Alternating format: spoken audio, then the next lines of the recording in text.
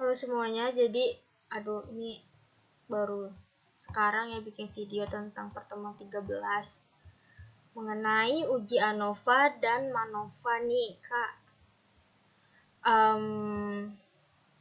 Oke, kita langsung aja biar cepet. Di ujian, apa sih yang membedakan ANOVA dan MANOVA? Kan? ANOVA itu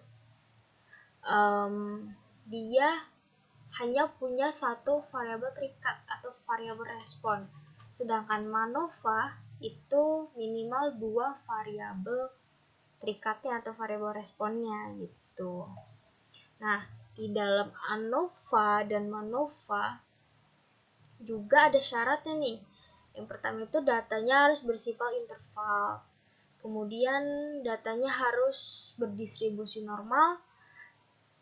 Dan variasi dari setiap kelompok harus sama dengan menggunakan uji homogenitas. Di sini ada uji ANOVA-nya ya, ada 2 jenis, bisa dibaca di sini. Yang perlu diperhatikan itu hipotesis dan kriteria pengambilan keputusan. Gitu. Ini MANOVA juga sama syaratnya. Dan kemudian di dalam uji yang kita bahas ini, untuk pengambilan keputusan itu nggak selalu tentang p-value, tetapi kita juga bisa memakai f-value. Hanya saja agak ribet caranya, karena kita akan mengimplementasikan atau mengaplikasikan rumus-rumus yang ada gitu sesuai f-table ini. Nah, di dalam f-table ini kalau kalian perhatikan ya, ada namanya df1 sama df2. Ada df1 sama df2 ya kan. Cara bacanya itu kita akan menggunakan rumus-rumusnya dulu, baru kita bisa membaca di tabel ini gitu. Dan langsung aja ke praktikumnya. Yang pertama itu kita akan melakukan uji ANOVA tentang one way. Nah, di sini kalian ke start regression, fit regression, terus di storage-nya kalian seperti biasa residualnya dicentang. Terus oke dan oke. Kan? Ini apa? Jadi nanti akan munculnya seperti ini ya. Ini sebagai contoh aja yang resi satu ini. Kemudian kita langsung ke ujinya basis statistik. Sebentar, basis statistik, normality, pilih yang ini misalkan. Terus ada 3 uji nih di dalam normalitas ya, perlu diperhatikan juga. Kalau Anderson-Darling itu datanya harus di atas 30, di bawah 100. Kalau Ryan itu kurang dari 50, tapi 50-nya ngikut. Jadi kan N kurang dari sama dengan 50. Kalau Kolmogorov itu lebih dari 50. Gitu. Nanti langsung klik OK. Sehingga yang kita akan dapatkan di sini itu p-value-nya lebih dari 0,1. Di dalam uji normalitas, jika p-value-nya lebih dari 0,05 itu datanya berdistribusi normal. Berarti di sini itu datanya berdistribusi normal, gitu kan. Nah, kita langsung aja ke langkah kedua, yaitu kita akan ngelakuin si uji homogenitasnya ya. Nah, di dalam uji homogenitas kita klik start, ANOVA, test for equal. Di sini responnya nilai statistika, faktornya metode pembelajaran, dan yang bagian atas ini pastiin respon data are in one column for all faktor levelnya seperti ini ya. Kemudian langsung klik OK. Dan di sini kita lihat di dalam uji homogenitas itu sebenarnya banyak tesnya. Cuman secara defaultnya itu pakai Levenes test. Jadi di sini kita bisa baca bahwa p-value-nya itu 0,785. Artinya kan dia lebih dari 0,05 ya. Nah, datanya itu homogen atau sama. Nah, jadi uji homogenitas itu dia menguji nih apakah variansi di dalam beberapa sampel pada data tersebut itu sama atau enggak. Kan waktu sebelum UTP nih ya, kita belajar tentang rumus variansi. Nah, ini begini cara implementasiin variansi di dalam uji homogenitas itu. Terus kita langsung ke start.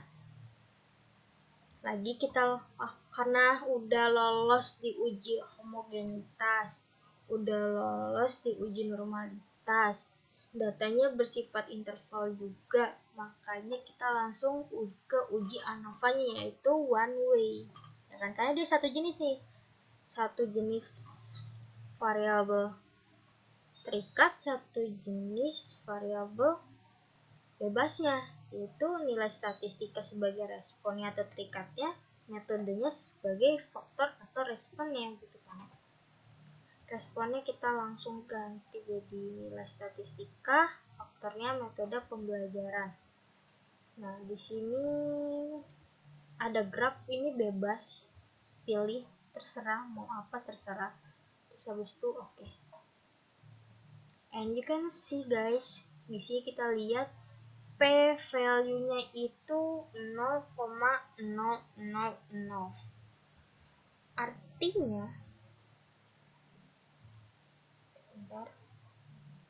karena dia kurang dari 0,05, makanya datanya itu terdapat perbedaan rata-rata kelompok. Itu berarti seperti itu cara interpretasi di one way ANOVA. Nah, di sini kalian bisa lihat nih, karena tentang perbedaan rata-rata kelompok kan, lihat di metode kategori 1, 2, 3 rata-ratanya beda kan. Tuh. Seperti itu. Kita langsung aja ke two-way ANOVA. Two-way ANOVA itu dia tetap satu variabel terikat atau respon ya. Terus tapi dia punya dua variabel bebas atau variabel faktornya. Sini variabel bebasnya ada dua, tentang jenis kelamin dan metode pembelajaran. Di sini ada nilai statistika, datanya ada berapa nih? Datanya ada 35, ya kan? Sini kita copy aja. Copy. Sini aku mau bikin baru aja biar nggak pusing. New project. Ini bebas mau di save boleh, nggak juga apa, tidak sih. Terus copy. Yang pertama adalah kita melakukan uji normalitasnya dulu. Responnya nilai statistika.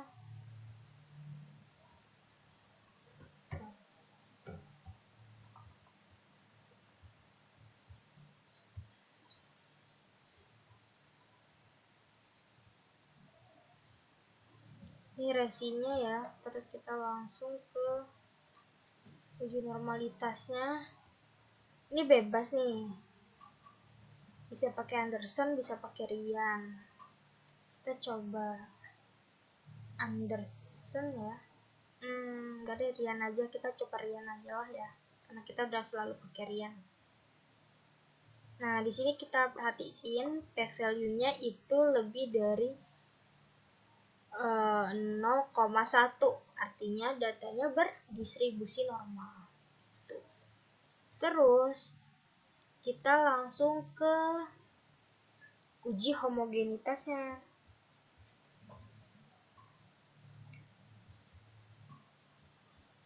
Sebentar. Oke, kita langsung ke ANOVA. Nah, kita ke test for equal. Responnya nilai statistika, faktornya jenis kelamin dan ini. Terus langsung klik OK. Dan di sini kita bisa lihat untuk p-value di uji homogenitas itu 0,982.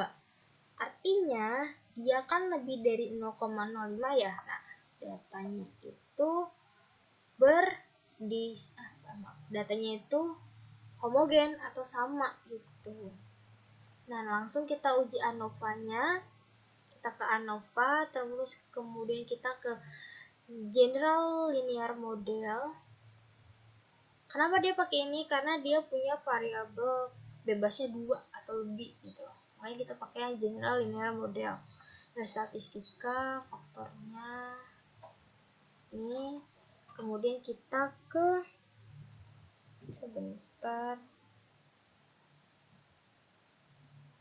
ke model. Ini bentar, maaf. Misal begini, kemudian klik add. Jadi di dalam two-way ANOVA itu ada 3 faktor ya kan. Jadi yang pertama, faktor pertama itu metode pembelajarannya. Faktor kedua itu jenis kelaminnya. Dan ada namanya faktor interaksi ini guys. Jadi metode pembelajar, kombinasi dari metode pembelajaran dan jenis kelamin gitu. Langsung klik OK. Klik OK. And you can see guys, kita perhatikan di sini bahwa untuk ANOVA di metode pembelajaran itu 0,000. Artinya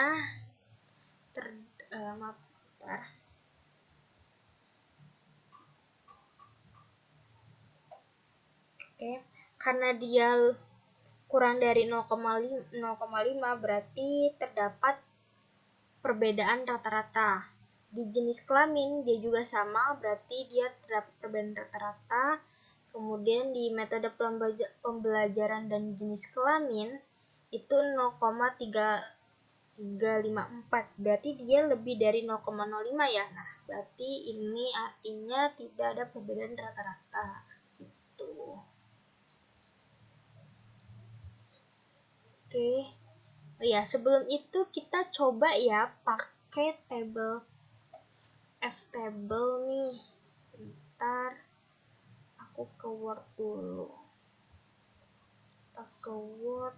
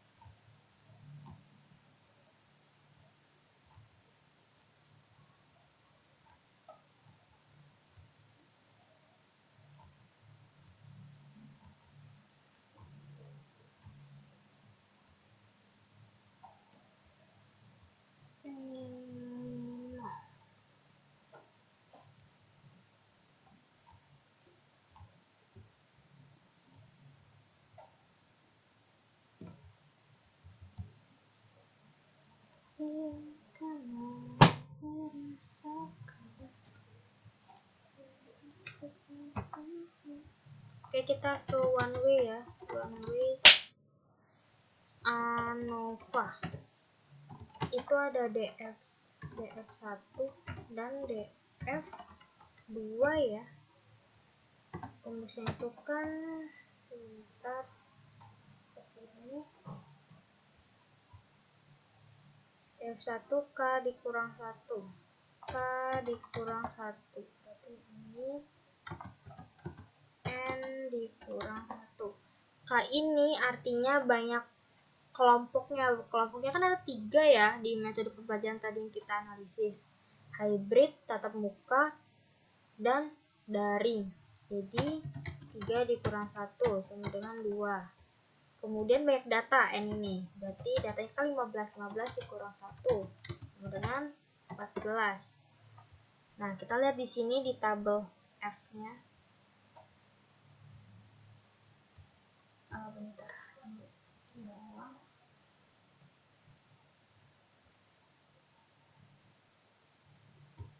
Oke. DF satunya 2 di sini, berarti DF 2-nya 14. Berarti nilainya itu nilai, kita tulis ya, F tabelnya itu 3,74. Itu F value. F value di uji ANOVA-nya berapa nih? Oh, aku lupa aku save. Kita lihat di sini aja berarti.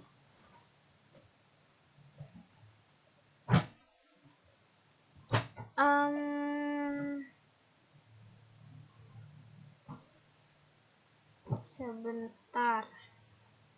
Nah, F value-nya di sini 28,55 ya, guys. 28,55. Nah, oke. Di sini kita lihat di atasnya itu ada pengambilan keputusan tentang tabel F ini. Jika F value lebih dari F tabel, maka artinya terdapat perbedaan rata-rata yang signifikan. Nah, sama aja kan kayak V value tadi, terdapat perbedaan yang signifikan nih untuk one way-nya. Sekarang kita langsung ke two way ANOVA. Two way ANOVA rumusnya bagaimana? DF1 yang faktor A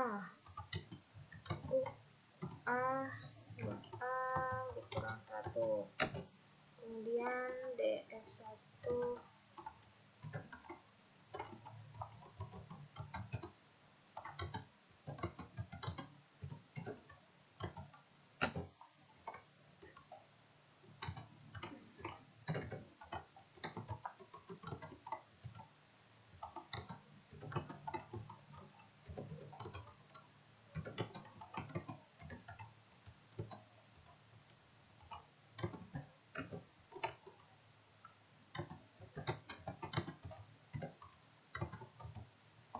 Oke.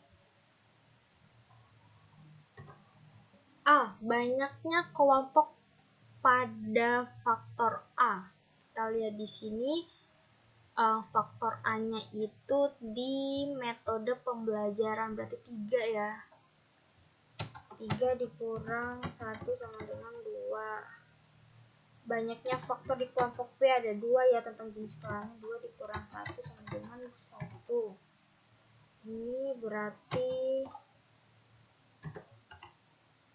2 dikurang 3 dikurang 1, kemudian 2 dikurang 1 dengan 2, 1, 2. N-nya berapa tadi? 35. 35 faktor AB-nya itu dikurang 2 sama dengan 33. Kita lihat di sini. Oke. DF1-nya di 2. Kemudian 33 berarti 22 dan 33. Bukan.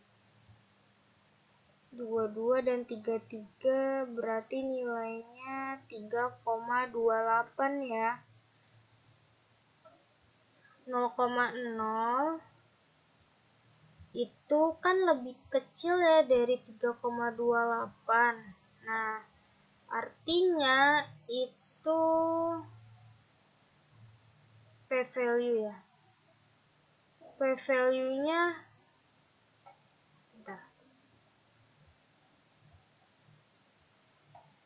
Oke, sorry guys, karena udah malam juga nih, kalian lihat jam 12 ini ya, setengah 1. P-value-nya kan 269, sekian. Ini kan lebih besar dari F tabel tadi kan, 3,28. Maka dia terdapat perbedaan rata-rata. Kemudian yang kedua itu 1 dan 33 nih. Berarti oke. Berarti 58 ya PF value-nya kan. 58 F table-nya berapa nih? 1 dan 33 ya. Dan 33, 1 dan 33 itu 4,14. Nilainya ini kan lebih besar yang ini kan, pasti lebih besar PF value-nya, maka dia terdapat perbedaan rata-rata yang signifikan. Kemudian yang interaksinya itu 1,08 untuk F value, untuk P value-nya itu 1 sama 3,28 ya, kayak yang tadi. 2 dan 33, 3,28. Berarti besaran si nilai F table-nya kan. Jadi F value-nya kurang dari F table, maka dia tidak terdapat perbedaan rata-rata yang signifikan. Nah, gitu. Terus yang ketiga, itu kita tentang MANOVA nih. MANOVA tentang apa? Pengaruh metode pembelajaran terhadap nilai ST, statistika, dan basis data. Kita copy.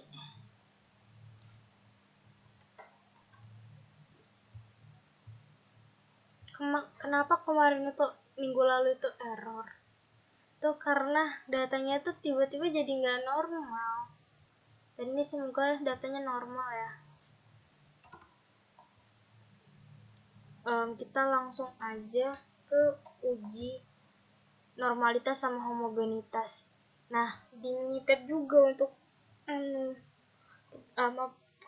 untuk uji normalitas dan homogenitas itu responnya gak bisa lebih dari 1 gitu. Jadi kita harus satu-satu.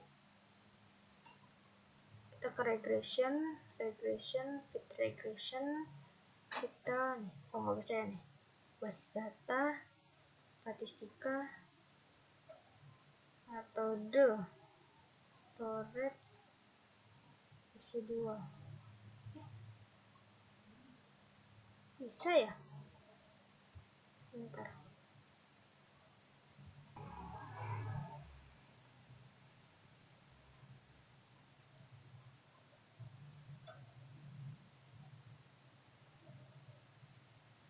Oh, ternyata bisa. Nggak expect kok. Kemarin kok nggak bisa. Oh, jadi ternyata ini bisa guys. Tapi bedanya nanti hasilnya itu bakal jadi 2 nih. Basis data dan statistika. Jadi kayak kita ke regression, fit regression. Ini responnya jadi BDST. Terus kemudian faktornya metode pembelajaran. Klik OK. Di sini ada 2 resi ya kan. Nah, karena di sini ada 2 resi, kita akan langsung uji satu-satu saja. Sebentar. Normality. Tuh. Di uji normality, variabelnya nggak bisa ini ya. Bisa lebih jadi. Dia nggak bisa lebih, jadi kita satu-satu. Regression, karena dia datanya tadi 12, berarti pakai Ryan Joyner. Klik OK. Nah, untuk yang basis data itu dia lebih dari 0,1, berarti yang ini datanya berdistribusi normal. Terus basic statistik, uji normality test, yang ini sekarang pakai Ryan juga. Sama yang statistika dia lebih dari 0,1, berarti datanya berdistribusi normal. Kita langsung aja untuk uji homogenitasnya. ANOVA, test for equal, responnya. Oh ya, nah di uji homogenitas itu bisa gini. Oh, nggak bisa. Di uji homogenitas harus satu-satu ya guys. Terus data, kemudian metode, klik OK. Di sini kita lihat dia 0,674, artinya lebih dari 0,05 kan, datanya itu homogen. Kemudian kita ke ANOVA lagi, test for equal. Ini kita ganti jadi ST. Oke. Oke, ini juga sama, p-value-nya 0,861, berarti dia lebih dari 0,05. Nah, datanya berarti homogen juga. Nah, kita langsung aja ke uji MANOVA-nya ya. Kita ke ANOVA, kemudian kita ke General MANOVA. Responnya itu basis data dan statistika. Modelnya itu metode. Dan terus kita ke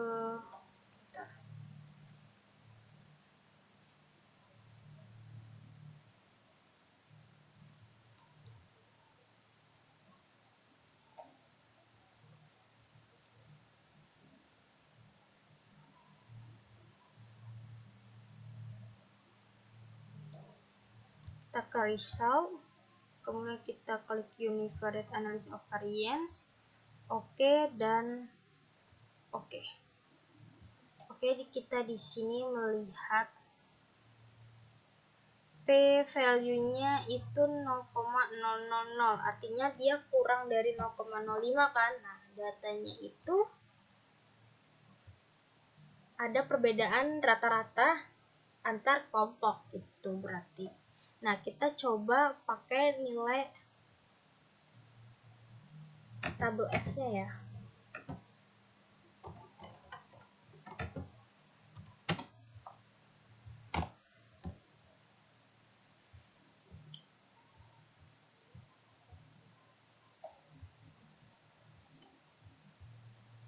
Kita langsung aja. Variabel dependentnya itu 1 ya. Berarti 1 dikali jumlah kelompoknya. Variabel dependentnya itu 2 dikali jumlah kelompoknya ada 3 ya. 3 dikurang 1, 2 sama dengan 4. Kemudian df2-nya itu total datanya ada datanya ada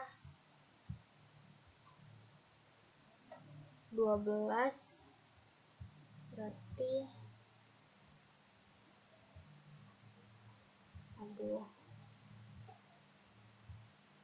12 dikurang dependennya 2 dikurang jumlah kelompoknya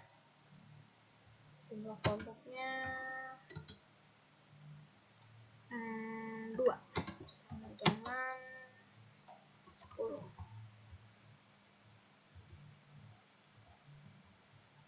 4 sama 10. 4 dan 10 3,48. Di sini 37,84. Nah, berarti kan gedean ini kan. Nah, dibandingkan nilai si F tabelnya. F tabelnya tadi nilainya itu 3,48. Jadi datanya ada perbedaan rata-rata antar kelompok gitu. Jadi gitu untuk pertemuan 13. Jadi kalau misalkan masih bingung lagi bisa ditanyakan ke ASIS masing-masing. Kalau ada kesalahan kata, aku minta maaf. Aku akhiri ya. Dadah semuanya.